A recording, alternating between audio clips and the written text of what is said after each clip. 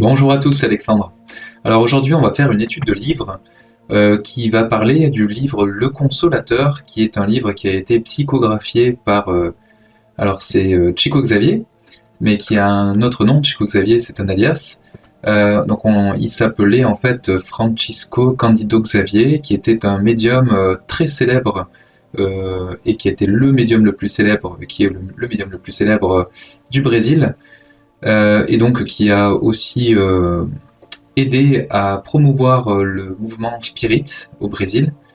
C'est quelqu'un en fait qui a canalisé plus de 400 livres, alors qui sont en langue portugaise, mais il y en a quand même une centaine qui ont été traduits dans de multiples langues.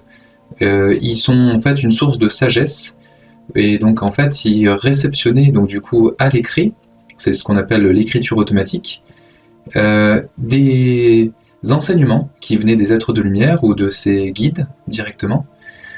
Et donc ça a permis en fait au monde d'avoir tout un lot d'enseignements qui étaient souvent en lien d'ailleurs avec la religion catholique, mais pas que, parce qu'en fait c'est au travers de ces enseignements qu'on s'est rendu compte, que beaucoup se sont rendus compte qu'on est tous logés à la même enseigne en fait, quelle que soit la religion, quelle que soit l'origine, tout ça en fait, on est des humains parmi tant d'autres, on est des êtres spirituels parmi tant d'autres.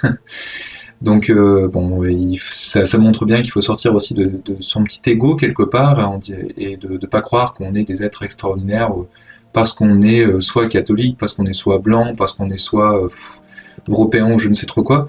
En fait, on est tous pareils et dans les enseignements d'ailleurs qu'il a reçus, il en ressort un petit peu aussi des enseignements de Jésus à un moment donné où les premiers seront les derniers seront les premiers. Donc faut pas voir quelqu'un qui est pauvre dans la rue comme quelqu'un qui nous est inférieur, c'est même plutôt l'inverse sur le plan spirituel. Souvent les derniers seront les premiers là-haut, parce que justement c'est des personnes qui seront plus dans l'humilité et qui seront beaucoup plus dans des belles énergies, dans les prières, etc. Donc vont se connecter très souvent à leur partie la plus haute, et du coup ils vont beaucoup progresser quand ils seront sur Terre. Donc ceci dit, c'était juste en fait pour poser un petit peu le contexte. On va parler donc du livre Le Consolateur. Le Consolateur, c'est en fait tout un lot de questions-réponses qui avait été ben, posé en fait par une assemblée spirit, qui avait été rassemblée tout autour de Chico Xavier. Et donc cette assemblée spirit, qui était très connue à l'époque, hein, qui était souvent autour de Chico Xavier, avait posé des questions au guide de Chico Xavier directement, qui s'appelait Emmanuel. Et donc du coup, Emmanuel, qui était un guide de lumière, a pu nous transmettre tout un tas d'informations, d'enseignements, et justement pour remettre un petit peu les pendules à l'heure, et puis nous redonner vraiment un certain contexte purement spirituel à tout ce qu'on vit, et tout un lot d'enseignements. Donc ce que je vous propose, bien sûr pour ceux qui aiment lire, c'est tout simplement le commander et le lire. Euh, Juste pour rappel, en fait, Chico Xavier ne gagnait pas d'argent avec ce qu'il psychographiait, notamment les livres. C'était des livres en fait qui canalisaient et qui en fait étaient effectivement revendus, mais tous les bénéfices étaient réceptionnés pour les redonner aux pauvres. Parce que justement, les esprits ne venaient pas à lui pour rien, c'était sa mission spirituelle. Et donc, dans cette mission spirituelle, les esprits, au travers de Chico Xavier, lui permettait de gagner de l'argent justement pour aider d'autres personnes qui étaient dans le besoin. Donc c'était surtout au Brésil, mais maintenant c'est peut-être un peu plus large, hein, j'aurais du mal à dire qu'est-ce qu'il en est aujourd'hui. Mais en tout cas j'explique un petit peu le contexte à l'époque. C'est que donc Chico Xavier, pour le présenter rapidement, il a vécu une enfance assez difficile, il a perdu sa maman très tôt, et il s'est retrouvé en fait chez sa tante, une tante qui était un peu rude avec lui, et du coup, il y a un de ses cousins qui était très jaloux de lui et du coup qui lui faisait beaucoup de crasse, qui lui faisait porter le chapeau de beaucoup de bêtises qu'il pouvait faire et donc du coup c'était Chico Xavier qui se faisait battre, etc. Et donc il a eu une vie un petit peu compliquée, il a été obligé de travailler très tôt, donc il était à l'usine, etc. Et il a eu pas mal de séquelles par rapport à ses métiers, parce que déjà il était jeune, et puis en plus de temps en temps il était dans les produits chimiques, etc. Donc du coup il avait quelques difficultés respiratoires, et il y a certains moments où il était même plus capable d'aller travailler, et donc il travaillait en même temps qu'il allait à l'école, c'est-à-dire que c'était en plus de l'école, c'est-à-dire quand il finissait l'école, il allait ensuite travailler dans des bars, dans des différents métiers différents. Et du coup, pour lui permettre de compléter un petit peu les revenus du foyer, parce que sa tante avait quelques difficultés aussi pour le nourrir. Et du coup, c'est juste en fait pour poser un peu le contexte aussi sur le principe qu'il gagnait de l'argent avec les livres, mais donc du coup, ça ne lui servait même pas à lui, c'est-à-dire qu'il avait un métier, et en plus, il psychographiait, et il donnait des enseignements en fait aux gens dans son temps libre en fait.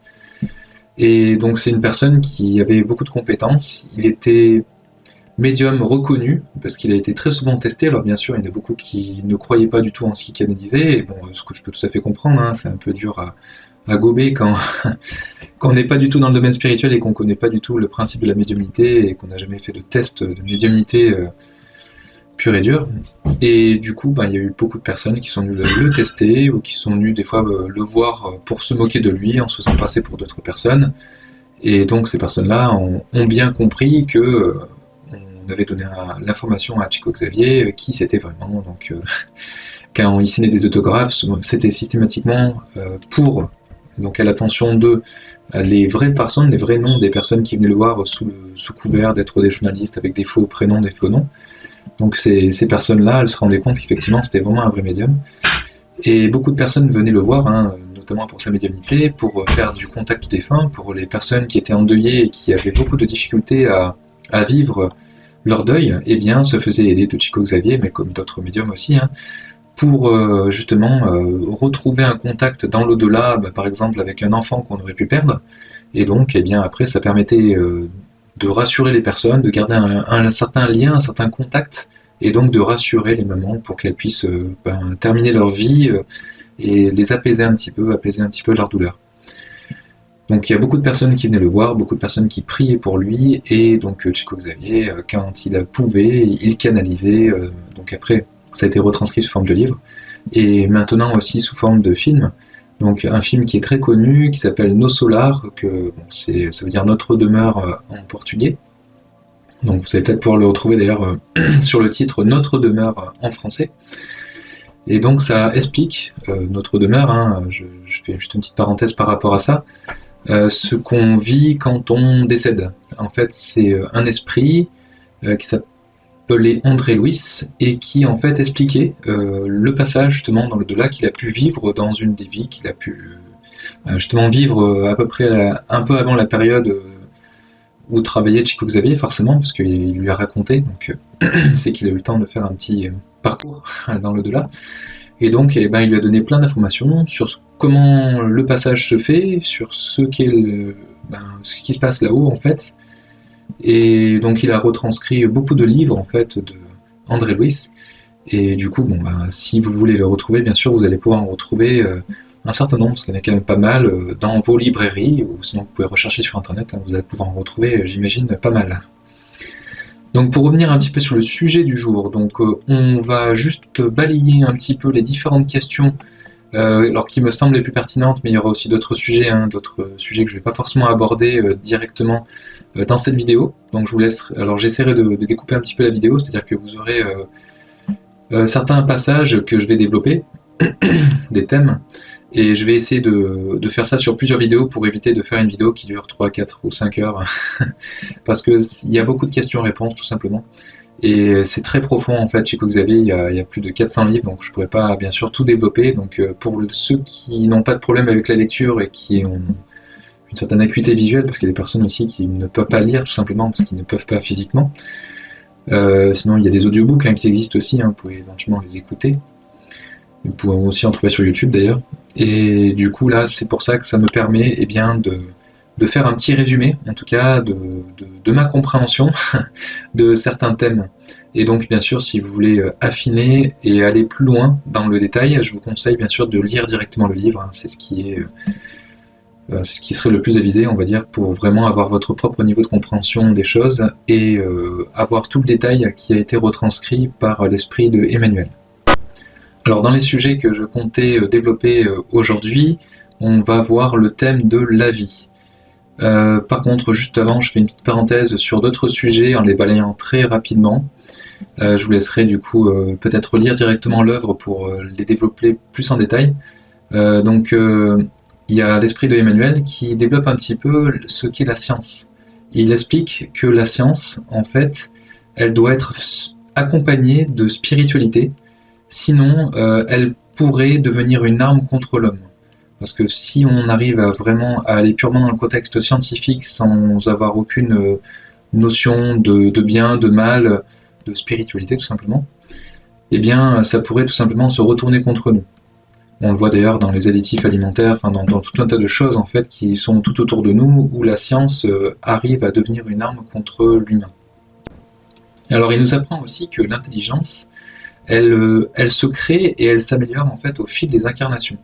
En fait, en s'incarnant, on vient expérimenter tout un tas de choses qui nous amènent en fait au niveau esprit tout un tas d'expériences. Ces expériences restent entre les différentes incarnations et au travers de notre intuition, on peut retrouver un certain résultat, ou en tout cas on sait instinctivement, c'est un peu inné du coup, que ça c'est pas bien ou ça c'est bien, en tout cas pour nous-mêmes et pour les autres.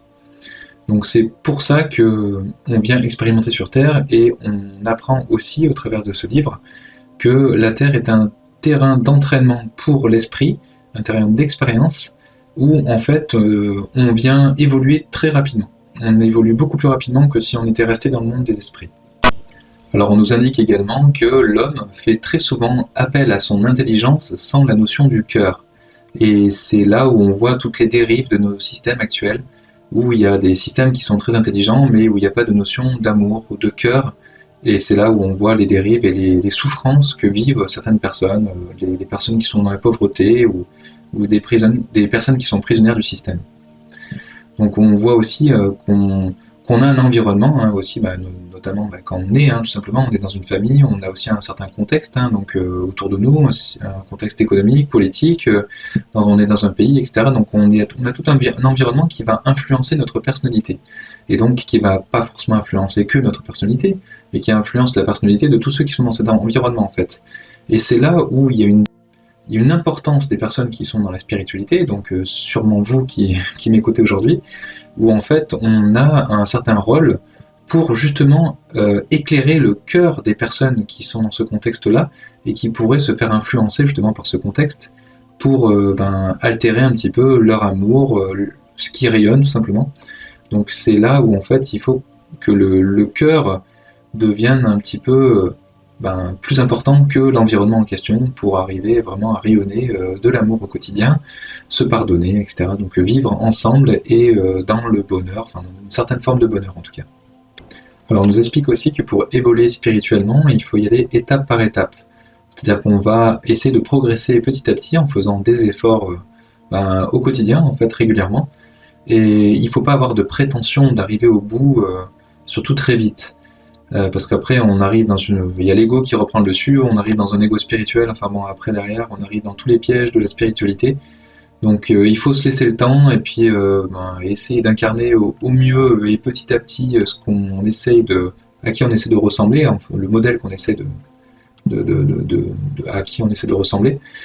Donc il faut pas essayer d'aller trop vite et se dire qu'on a réussi, parce que souvent il faut vraiment qu'on y arrive mais dans le temps. Et souvent on a tout un tas d'épreuves qui nous est envoyé du ciel pour bien vérifier qu'on ait réussi ces étapes ou pas. Parce que souvent en fait on va essayer de marcher de monter un escalier de marche à la fois, seulement on va en redescendre d'une de temps en temps, et ça c'est tout à fait normal dans une évolution spirituelle. Donc on doit vivre des expériences et qui sont parfois désagréables, ça fait partie des expériences qu'on va vivre sur Terre et c'est ce qui nous permet de progresser. Et il ne faut pas chercher à aller trop vite parce que souvent on se brûle les ailes et du coup on n'y arrive pas et on revient en arrière. Donc pour cette étape, il ne faut pas hésiter à céder de prière. Alors après on nous parle de guidance. C'est-à-dire que les conseils que peuvent nous donner nos guides, qui sont des êtres de grande sagesse, certaines personnes ne sont pas capables de les entendre, tout simplement parce qu'elles sont peut-être dans une certaine forme d'ego ou qu'elles veulent forcément expérimenter elles-mêmes. Donc après, il n'y a pas de problème par rapport à ça, bien sûr, chacun fait ce qu'il veut, il a son libre arbitre. Par contre, le rôle du guide, c'est de nous montrer à chaque fois ce que ça donne quand on ne va pas sur le bon chemin. Donc si vous avez une certaine forme de souffrance, ou que vous voyez que vous commencez à faire le vide autour de vous, parce que justement vous allez frustrer ou faire du mal aux gens qui sont autour de vous, posez-vous les bonnes questions. Souvent c'est que vous n'écoutez peut-être pas les conseils qu'on vous a donnés à un moment donné, ou sinon vous pouvez aller vers un vrai médium aussi, entre guillemets. C'est aussi à tester, bien sûr, vérifier que ce soit bien un bon médium avant de lui faire confiance. Et suivez les conseils de votre guide, bien sûr, si vous arrivez à avoir une guidance donc, qui a l'air sérieuse. Et surtout, évitez de rentrer dans une forme d'ego, parce que souvent c'est le manque d'humilité qui nous bloque par rapport à ces guidances, et qui a tendance en fait à nous rendre rebelles, égoïstes, et qui nous amène en fait à des formes de souffrance. Donc ensuite, une question qui a été posée par rapport au sport. Est-ce que le sport est bénéfique ? Alors oui, sur le côté physique, il est souvent bénéfique. Maintenant, ce qui est important sur le côté spirituel, c'est plutôt ce qu'il y a derrière le sport. Actuellement, on voit que le sport a été fortement dénaturé, ou en tout cas, il casse très souvent les relations humaines. Pourquoi ?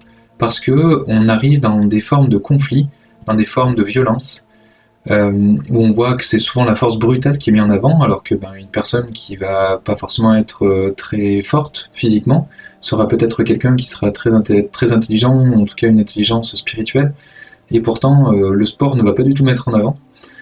Et la génétique qu'on met en avant aussi, donc c'est tout plein de choses en fait qui sont innées, qui sont très souvent innées, et puis qui sont vraiment que physiques, et qui s'éloignent de plus en plus par rapport à nos comportements de la spiritualité.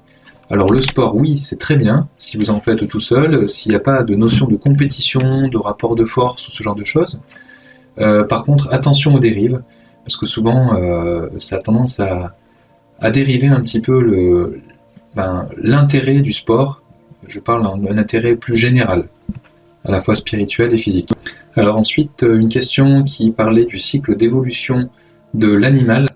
Donc en fait, on nous explique, donc le guide de Chico Xavier, Emmanuel, explique que là, en fait, la vie de l'animal, c'est toute une succession d'expériences qui lui sert en fait à gagner en intelligence spirituelle, et ensuite il faudra de très longs efforts et de patience pour grandir, même au niveau des animaux, pour justement aller sur un autre palier qui lui permettra à un moment donné peut-être de devenir un être spirituel lui aussi.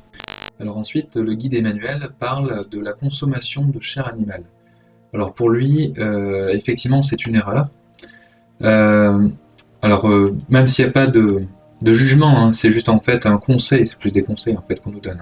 Bien sûr, chacun fait comme il veut, il n'y a pas de jugement par rapport à ça, c'est juste que, on va dire, dans la globalité des choses, c'est une erreur. Pourquoi ?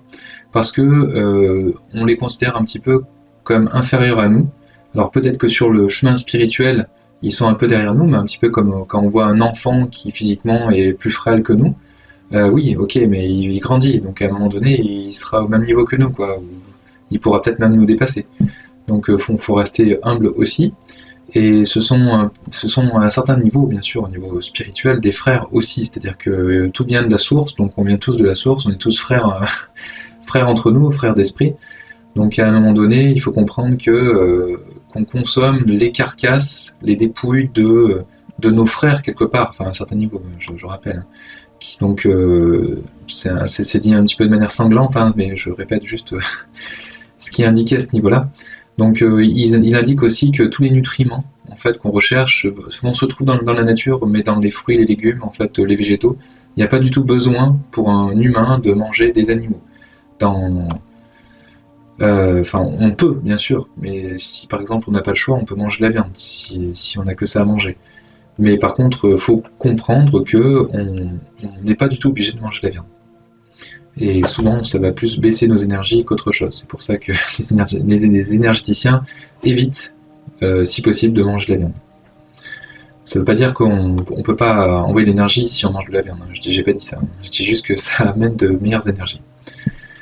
Donc ça évite aussi d'avoir tout ce qui est cycle d'abattoir, de souffrance, de chambre froide, etc. Et on nous rappelle aussi, bien sûr, que il serait pas forcément bienvenu que tout le monde s'arrête de manger de la viande d'un coup. Pourquoi? Parce qu'il y a tout un tas de métiers qui sont derrière, hein, et des gens qui vivent grâce en fait à la consommation de viande. Donc en manger de moins en moins, c'est bien, mais par contre pas trop vite. Faut pas que tout le monde se mette en fait à devenir végétarien d'un coup. Bon, c'est pas, je pense pas que ça va arriver. Mais pourquoi? C'est parce qu'il ne faut pas non plus que les personnes se retrouvent dans la souffrance, les personnes qui travaillent dans des abattoirs ou autres, hein, ou qui sont des éleveurs.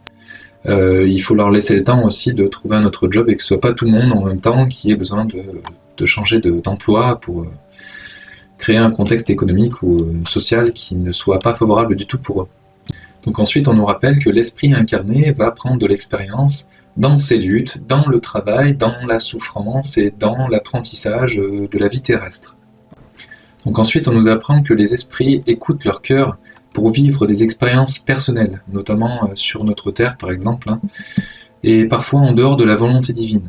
Donc on a eu des enseignements, hein, notamment au niveau des évangiles, hein, mais après dans d'autres religions aussi, où on a des enseignements d'amour. Et après, ben, c'est un petit peu comme un enfant dans un foyer en fait. On a notre libre arbitre, on n'est pas du tout obligé de suivre les enseignements. Mais là, après, si on ne suit pas les enseignements, il faut s'attendre à arriver sur des embûches, quoi. Donc après, c'est ce qui va nous permettre de progresser, d'expérimenter. Mais là, ça veut dire qu'on expérimente dans la souffrance ce qui est le juste, le pas juste, le bien, le pas bien. Après, chacun l'appelle comme il veut. Mais c'est comme ça, en fait, qu'on progresse pour devenir de plus en plus pur et de comprendre avec les expériences ce qu'est l'amour, les bienfaits et ce qu'est le non-amour. Donc ensuite, un enseignement qui est important, on nous apprend que le bien, ce qu'on appelle le bien de manière spirituelle, c'est une chose très simple, c'est l'amour. C'est ce que nous enseigne ce qu'on appelle le Père, c'est Dieu pour le coup. Donc la seule chose qu'on nous apprend dans les cycles, dans les sphères vraiment très très hautes, c'est l'amour, c'est tout. Donc après, libre aux esprits de suivre cet enseignement ou de vouloir expérimenter pour comprendre ce qu'est vraiment l'amour. Donc si on est là, c'est qu'on a choisi de l'expérimenter et de pas simplement suivre les conseils divins. Je dis pas que c'est pas dans une bonne volonté, c'est juste qu'on a préféré nous expérimenter notre libre arbitre et voir ce que ça peut donner, les formes d'amour, de non-amour, et aussi sur nous, parce que quand on nous donne de l'amour et quand on nous donne du non-amour. Donc pour comprendre ce qu'est l'amour et le fait que ce soit la seule vérité, qui est vraiment que ça qui existe et qui devrait y avoir par exemple entre nous, entre les différents esprits, pour qu'on soit tous heureux et dans une certaine bienveillance, une forme de bonheur. Donc ensuite on nous parle un peu de la sauvagerie, alors notamment chez les animaux et chez les hommes, où on nous explique que eh bien, il y a certaines existences qui sont prédéterminées, qui sont programmées pour être vécues par rapport au cycle d'incarnation, bien sûr. Et donc, ce sont des formes d'évolution, pardon, pas forcément d'évolution, mais des formes d'incarnation qui sont éloignées de Dieu et ses enseignements. Donc ça, on le sait, hein, on est loin de la spiritualité quand on est dans la sauvagerie. Et donc, l'homme ne sachant très souvent pas aimer les animaux et ses frères, ses propres frères, eh bien, souvent, il va se nourrir des animaux et il va asservir ses frères ignorants, dans une certaine forme de brutalité. Ça peut être une brutalité pas forcément physique. Mais on le voit même dans nos sociétés actuelles, hein, on est exactement là-dedans. Hein. C'est-à-dire qu'on n'est pas forcément vraiment évolué. On s'en rend compte, on a une certaine sauvagerie dans nos sociétés modernes, où en fait on va prendre alors un minimum soin des animaux, mais c'est juste au niveau de l'abattoir, à un moment donné, quand on tue l'animal pour pas qu'il y ait trop de souffrance, ou presque pas, mais il y a tout un lot de souffrance avant, et ça on n'en parle pas trop, lors de l'élevage, lors de la transition, lorsqu'ils arrivent dans l'abattoir et qu'ils ressentent la mort, la souffrance, parce qu'il y a des phéromones, il y a plein de choses, hein. Les animaux ils sont pas fous, ils savent très bien ce qui les attend et ce qui va arriver, ils sont dans une forme de stress et de souffrance extrêmement intense, on s'en rend même pas compte. J'ai pu voir moi ce qui se passait dans les abattoirs, mais faut le voir pour le croire, hein. C'est vraiment terrible, on va dire, pour des gens qui n'ont pas l'habitude d'y aller, en tout cas. Pour certaines personnes, malheureusement, ça devient leur quotidien. Et ils voient, en fait, les choses, et puis même, ils prennent ça un peu sur eux, mais au niveau de leur conscience, c'est dur à vivre.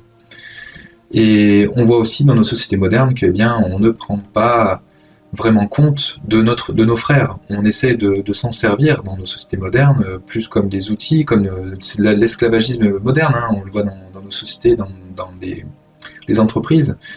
On le voit aussi au niveau de l'État, où en fait, il y a les populations qui sont là pour payer, pour ensuite enrichir les sphères supérieures pour qu'elles puissent en profiter, et c'est pareil dans les entreprises, enfin, c'est les systèmes pyramidaux un petit peu partout en fait, hein, on le voit, et ça existe tout autour de nous. Et donc, simplement pour dire que c'est pas du tout des expériences qui sont dans les enseignements divins, et les personnes qui sont là-dedans, attention, parce que c'est une certaine forme de... Alors c'est un petit peu dur peut-être de dire sauvage, parce que sauvage, bon, c'est un peu l'inverse de justement le fait d'être civilisé, mais c'est une forme de sauvagerie au niveau spirituel, il faut le comprendre un peu comme ça. Alors ensuite, on nous rappelle que nos libertés s'arrêtent là où commence celle de l'autre. C'est-à-dire qu'on a un certain libre arbitre, par contre, si on ne respecte pas le libre arbitre de l'autre, qu'on empiète sur ses libertés, là, à un moment donné, on en répondra devant la justice divine. À un moment donné, on va nous faire comprendre que c'est pas bien, tout simplement. Alors c'est pas forcément pour nous punir, c'est pour nous faire comprendre, en fait. Ce sont des leçons, hein, tout simplement. Ce qu'on vient vivre sur Terre, c'est que des leçons. Et on nous explique aussi qu'il ne faut pas juger l'autre. Et pareil, le jugement, ça revient à peu près au même. C'est une offense qu'on fait un petit peu dans l'énergie, hein, dans l'énergétique, à l'autre, et qui va nous revenir à un moment donné pour nous faire comprendre que juger l'autre, c'est pas forcément bien, surtout je sais pas comment on peut juger vraiment l'autre, parce qu'on ne peut pas connaître l'autre, tout son contexte, tout ce qu'il a vécu, et en plus, on ne sait pas vraiment où est-ce qu'il en est au niveau de son cycle d'incarnation aussi, c'est-à-dire que c'est un peu comme si un adulte jugeait un enfant. Ok, il a certaines choses qu'il n'a pas compris, qu'il ne sait pas faire, et qui fait mal, très bien, mais il faut lui laisser le temps aussi à sa tête d'évoluer, tout simplement.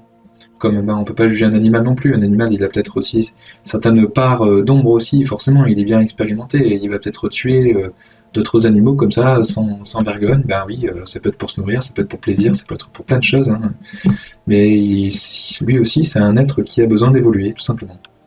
Alors on nous apprend aussi que tout être incarné est sujet à l'erreur. Bien sûr, on a des tentations un petit peu de partout, et puis on peut très bien se tromper ou faire des choses pas très bien, parce que justement, on n'a pas encore forcément notre intuition qui est assez forte, on n'a pas encore vécu assez d'expériences comme celles qui nous sont présentées, pour savoir ce qu'il faut faire ou pas faire. Donc on est là, on expérimente, et puis on voit bien ce qui est bien ou pas bien, et l'expérience nous fait apprendre de nos erreurs.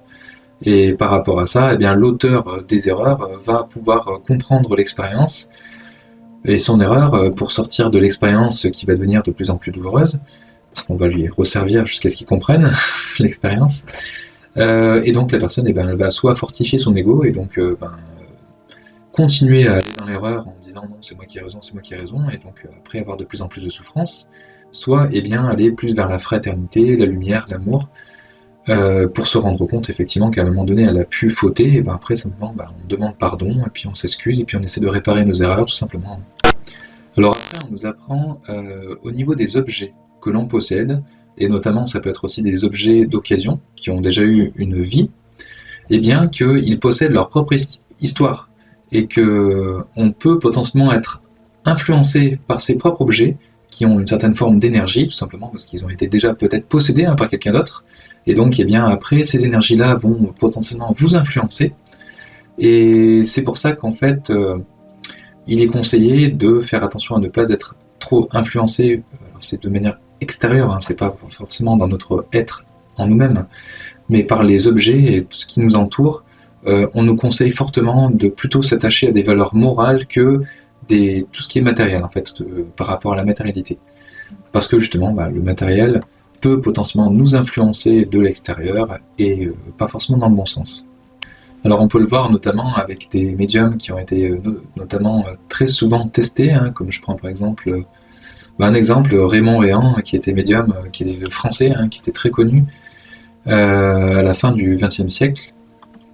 Et du coup, il arrivait, en prenant un objet dans sa main, à redonner toute l'histoire qu'il a pu avoir. Alors bien sûr, il a aussi un certain talent de médium, hein. C'est peut-être pas non plus n'importe qui y arrive, en tout cas sans entraînement. Donc il donnait énormément de précision sur un objet qui ne connaissait pas de la provenance, hein, qu'il était testé, on lui mettait un objet, et puis il devait redéfinir toute la vie, l'histoire, le parcours de cet objet. Donc après, effectivement, il ne se trompait pas, il donnait vraiment tout le parcours, vraiment avec beaucoup de détails, et parfois avec des détails que la personne en face ne connaissait pas. Donc simplement pour dire qu'effectivement les objets ont bien une histoire, elles ont aussi des vibrations, donc ils sont grammés dans cet objet, donc attention aussi à la vie de l'objet que vous achetez, si vous achetez un objet d'occasion. J'ai entendu des histoires notamment avec des bijoux, qui auraient été portés par des personnes qui souffraient fortement, donc qui ont eu des maladies graves, et dans la souffrance, elles ont mis cette vibration de souffrance dans l'objet, et ça pouvait créer des brûlures, notamment en portant simplement l'objet. Ça pouvait être par exemple une bague, et bien il y avait toute une brûlure tout autour de la bague, tout simplement parce qu'il y avait une certaine vibration, une certaine énergie qui a pu être engrammée dans l'objet, et qui rayonnait directement sur le corps de la personne, et qui lui créait du tort en fait. Donc attention à ça. Donc après, il y a des énergéticiens qui peuvent vous aider aussi, potentiellement à nettoyer un lieu, qui peuvent vous aider à nettoyer un objet aussi, ça peut exister. Donc pour le purifier, pour le nettoyer, et ensuite pour pouvoir vous permettre sereinement de porter, alors ça peut être des bijoux, ça peut être tout un tas de choses, ou une maison, en fait, c'est quand vous achetez une maison. Donc on explique aussi que les esprits de notre sphère ont du mal à voir l'avenir. Tout simplement parce que l'avenir, c'est surtout à la main de Dieu. Donc on peut nous donner des tendances, mais on ne peut pas nous donner, en tout cas quand on consulte un voyant, l'avenir à coup sûr. Quand c'est l'avenir très proche, oui, on peut nous le donner, et il y a de très fortes chances que ça arrive. Maintenant, pour un avenir vraiment lointain, eh bien, il y a tout un tas de paramètres, alors c'est un peu dans l'invisible, donc j'aurais du mal à vous en parler, mais qui peuvent influencer l'avenir qu'on peut voir à date, et donc, eh bien, qui vont faire en sorte que le voyant peut se tromper. Alors, même si, un instant T, quand lui il a dit, c'était le futur le plus probable. Alors après, sur un autre point, on parle de l'heure de notre mort. Donc effectivement, elle est programmée, on l'a définie ensemble avec notre guide avant de s'incarner, parce qu'on a choisi de faire une certaine vie pour tout simplement grandir et expérimenter, et donc une vie qui a un début, une fin, c'est comme ça pour tout le monde. Et donc cette date de mort, elle ne peut pas vraiment changer. En tout cas, voilà, c'est ce qu'il en est ressorti. À l'exception du suicide, où le suicide, c'est une sorte de sortie brutale qu'on fait nous-mêmes avec notre libre arbitre, de cette vie un petit peu expiatoire et rectificatrice très souvent.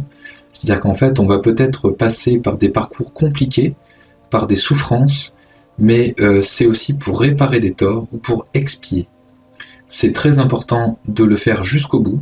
Si on passe par la case de suicide, il faut comprendre que tout ce qu'on n'aura pas expié ou rectifié dans cette vie, il va falloir qu'on le fasse dans une autre vie.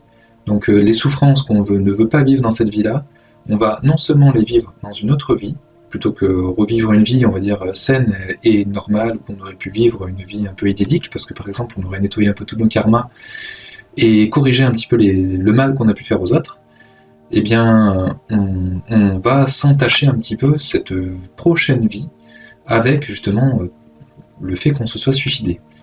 Mais en plus, le suicide, c'est en plus un acte envers nous-mêmes, c'est un meurtre sur sa propre personne, et donc ça va être comme une dette supplémentaire qu'on va se rajouter, donc c'est pour ça qu'on parle ici de ruine, on cause un peu sa propre ruine, c'est dit dans ces termes-là. Et en fait, ça porte atteinte en fait à notre propre lumière divine et nos forces spirituelles et énergétiques. Parce que justement, on fait un acte contre nous-mêmes, contre notre propre lumière. Donc il ne faut pas oublier qu'il existe aussi des suicides lents. Ça va être par exemple des personnes qui se droguent, qui boivent de l'alcool, enfin qui atténuent fortement et qui portent un énorme préjudice à leur corps petit à petit, plutôt que d'un seul coup, en fait, tout simplement.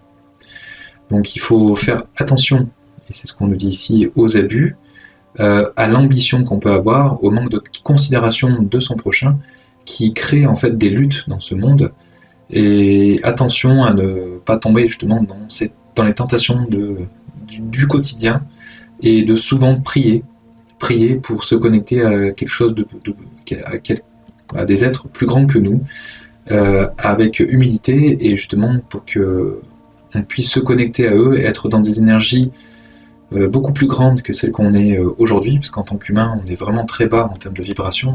Je ne sais pas si Oui, il existe plus bas, mais toujours sur le plan physique. Mais là, on est sur le plan physique, hein. C'est vraiment très bas en termes de vibration. Donc le fait de se connecter à des êtres de lumière qui, eux, sont sur d'autres plans, des plans qui sont beaucoup plus lumineux, beaucoup plus éthérés, etc., ben, ça nous permet en fait de nous-mêmes être dans des énergies plus hautes. Donc après, on nous parle de la mort, sur le principe que la mort, en fait, c'est pas quelque chose qui nous fait évoluer en tant que tel, c'est pas le fait de passer sur un autre plan, parce que c'est juste ça, en fait, qui va nous faire évoluer spirituellement. C'est plutôt ce qu'on a vécu, justement, sur Terre, ou ce qu'on est en train de vivre, qui va ensuite nous faire évoluer spirituellement. Enfin, vraiment fortement. Après, on continue là-haut aussi d'évoluer spirituellement. Et on nous explique aussi que lorsqu'on est désincarné, eh bien, on va chercher des groupes d'âmes, donc comme nous, parce qu'on devient une âme en fait, hein, on redevient juste une âme pure sans corps quand on est désincarné, et donc on va retrouver d'autres groupes d'âmes qui sont dans les mêmes intérêts, dans les mêmes vibrations. Donc c'est pour ça qu'on dit que c'est important de ne pas s'attacher à tout ce qui est matérialité ou vice de nos sociétés, hein, ou autres, pour justement appréhender la vie spirituelle. On se prépare un petit peu à ça, tout simplement en incarnant la spiritualité dans nos quotidiens, et c'est ce qui va nous permettre de garder un cœur pur et de retrouver le bonheur plus facilement. Alors on nous explique aussi que dans une existence terrestre, les personnes qui ont travaillé dans l'amour ou qui ont été vraiment dans une connexion avec Dieu très forte vont retrouver en fait les sphères les plus spirituelles, les plus hautes, très vite. Pourquoi? Parce qu'on s'est souvent connecté en fait à ces sphères et on est vraiment en lien très fort avec elles. Donc le retour à la vie spirituelle est très doux et harmonieux, et on est juste réveillé dans ce qu'on appelle le paradis en fait, hein, dans des mondes où on se sent vraiment très bien, dans un amour très très fort, et tout se passe très bien pour ces personnes-là. On retrouve immédiatement toutes les personnes qu'on a pu aimer aussi.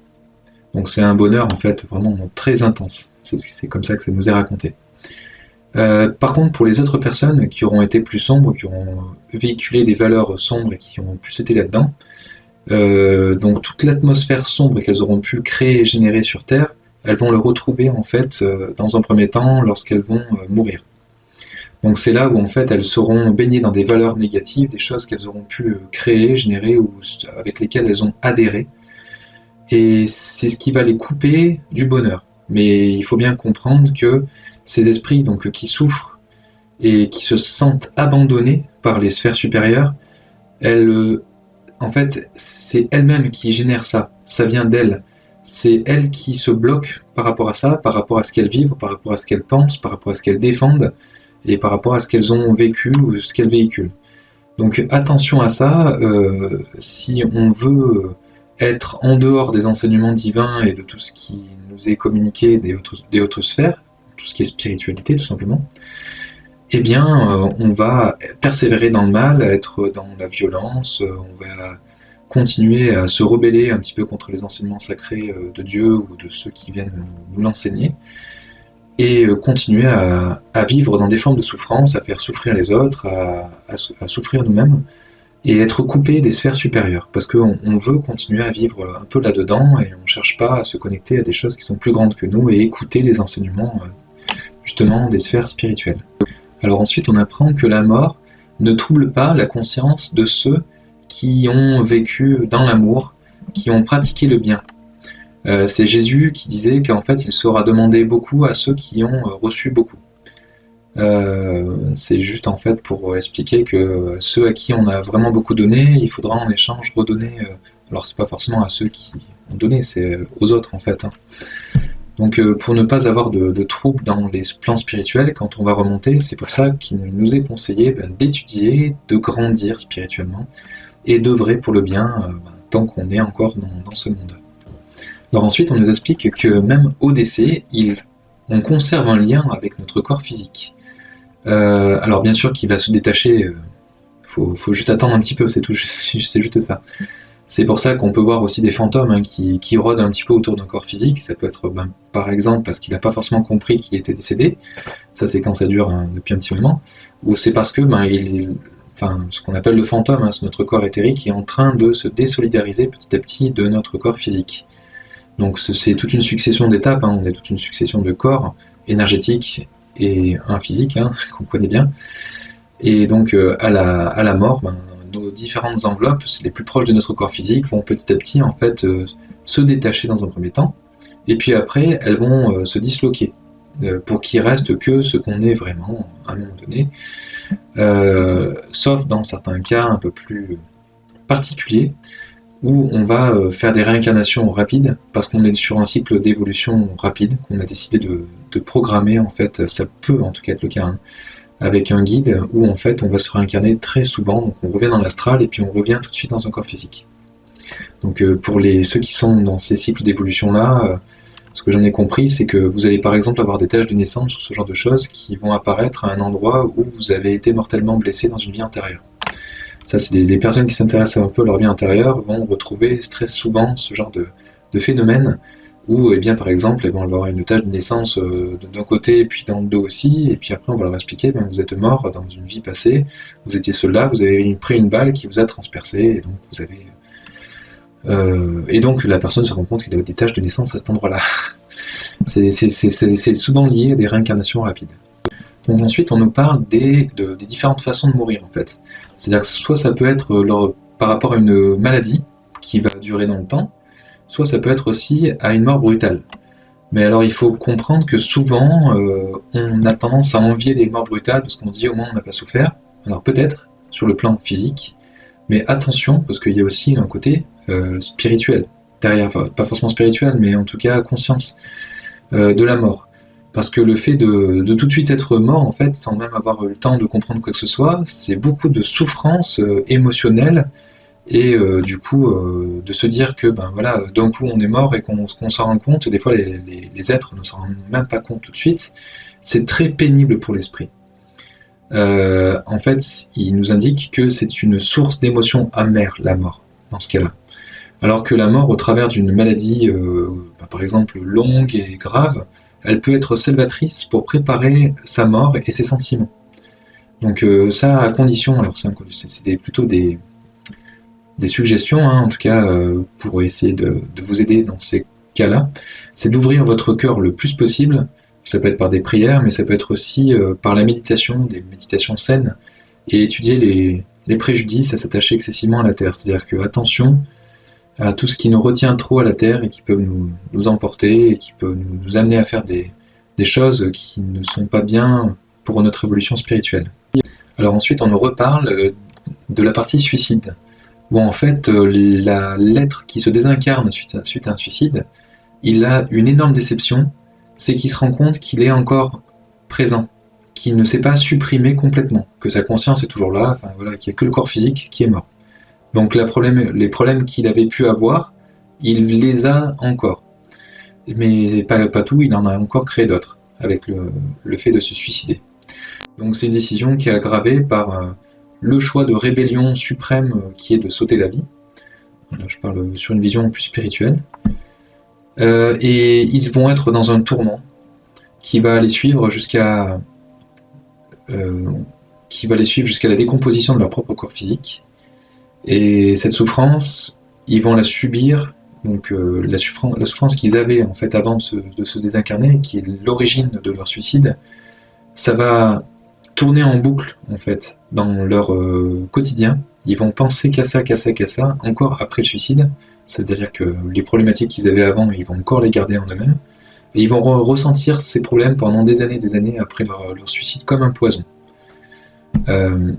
Donc en fait, c'est ce qui est indiqué, c'est-à-dire que sous un air de faux héroïsme, c'est-à-dire le fait d'arriver à se suicider, c'est un acte de rébellion suprême envers la volonté divine, la volonté de Dieu, car ça va à l'encontre des lois de l'amour. C'est une action qui nécessite beaucoup de miséricorde au contraire, en fait. C'est-à-dire que les personnes qui pensent au suicide pensent que se prennent un peu pour des héros parce qu'elles vont arriver à faire quelque chose que les autres font pas forcément, alors qu'en fait, c'est pas du tout quelque chose de bien pour elles-mêmes, pour les autres, et c'est pas du tout être un héros que de faire ça, bien au contraire.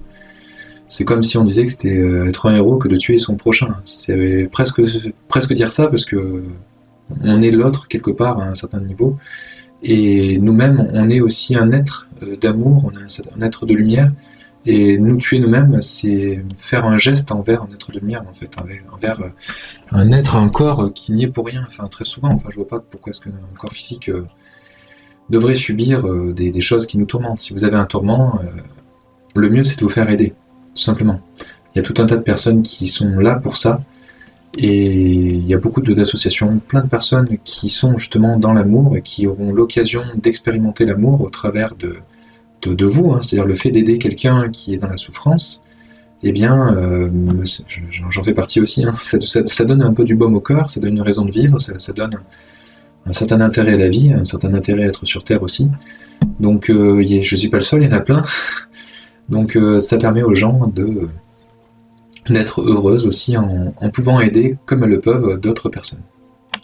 Alors on nous explique aussi un phénomène qui arrive souvent un tout petit laps de temps avant la mort, c'est le fait de percevoir ou de rentrer en communication avec des esprits de lumière, ou les percevoir, voilà, ça peut être visuellement ou les entendre, ça peut être des défunts aussi qu'on a pu connaître.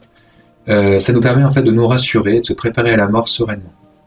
Parce qu'il est vrai que, c'est ce qui est indiqué aussi, hein, la méditation et les maladies ne nous préparent souvent pas assez à la mort. On peut toujours avoir certaines craintes, certaines peurs, et on n'est parfois jamais vraiment prêt. Donc après on nous parle des esprits désincarnés et leurs capacités. Là on nous explique que les êtres désincarnés peuvent nous voir et nous entendre à condition qu'ils le méritent. Alors c'est développé dans justement le film et le livre Nos Solars de Chico Xavier, où on nous parle que il faut gagner un peu comme des points. Bon, c'est peut-être un peu imagé, mais en fait il faut, en aidant l'autre, en aidant son prochain, on arrive en fait à remonter en vibration. Alors j'imagine que c'est parce que c'est un travail au niveau du cœur, hein, qu'on fait ensemble, et d'amour. Eh bien ça nous met dans des vibrations assez haute pour justement pouvoir entrer en communication et entendre. Alors je parle pour les défunts, je parle pas pour nous, hein, pour ceux qui sont incarnés sur Terre. Donc les défunts peuvent du coup nous entendre et nous voir, à certaines conditions.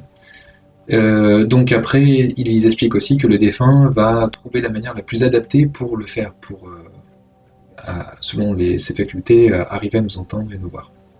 Alors on nous explique aussi qu'un être désincarné peut garder des rancunes et vouloir se venger. Ça peut arriver. Alors on le voit aussi dans certaines maisons où il y a ce qu'on appelle des poltergeists, ou des êtres qui sont désincarnés et qui peuvent jeter des objets ou ce genre de choses. Et ça garde justement ces êtres dans le malheur. Et donc là, un outil, ça peut être le pardon, qui est un salut fraternel et qui aidera à convertir la haine en amour et en miséricorde. Donc c'est un outil qui permettra notamment à ces êtres, hein, et on peut leur parler potentiellement, hein, quand on est dans une maison ou qu'on est confronté à ce genre de phénomène, pour que l'être en question puisse se détacher un petit peu de tout ce qui était matériel et puisse retrouver des plans plus lumineux. On parle aussi, au travers d'une question, à quel point on peut faire du mal à des êtres désincarnés, notamment si par exemple un être qui est sur Terre en veut et essaie de causer du tort. Alors je ne sais pas exactement par quel moyen, ça peut être en disant du mal ou en faisant de magie noire, je ne sais pas trop quoi, à des êtres défunts. Parce qu'il y a toute une notion de guide, enfin il y a toute une notion d'être de lumière quand même qui protège nos défunts. Donc en fait, il expliquait que effectivement toute cette influence est limitée par nos guides. Les guides filtrent et ne laissent passer que certaines choses. Ils laissent passer certaines choses, pourquoi? C'est pour nous donner un enseignement derrière, par rapport à des valeurs sacrées comme la tolérance, la patience, la force morale. Ce sont des choses que l'être défunt peut apprendre, et il ne faut pas que ça aille au-delà d'un enseignement. On n'est pas là pour souffrir pour rien non plus. Voilà, en tout cas j'espère que j'aurais été assez clair. En tout cas après, si vous voulez vous-même lire le livre pour avoir vos propres interprétations et compréhension justement de ces enseignements du guide Emmanuel, je vous laisse bien sûr acheter le livre, le lire et voilà, l'interpréter à votre manière. Donc j'espère que vous aurez apprécié en tout cas ce premier chapitre. J'essaierai d'en développer d'autres, mais je vais essayer de faire en sorte qu'il n'y ait pas trop de vidéos longues, en tout cas qui durent 3 ou 4 heures, en découpant un petit peu les chapitres. Voilà, merci en tout cas de nous avoir suivis, merci de nous laisser un pouce bleu, de commenter aussi pour nous permettre de faire connaître un peu ces enseignements d'amour qui vont aider tout le monde en fait, donc aller dans une vision un peu plus spirituelle des choses. Et merci de vous abonner si vous voulez être informé de nos prochaines vidéos. À bientôt, au revoir.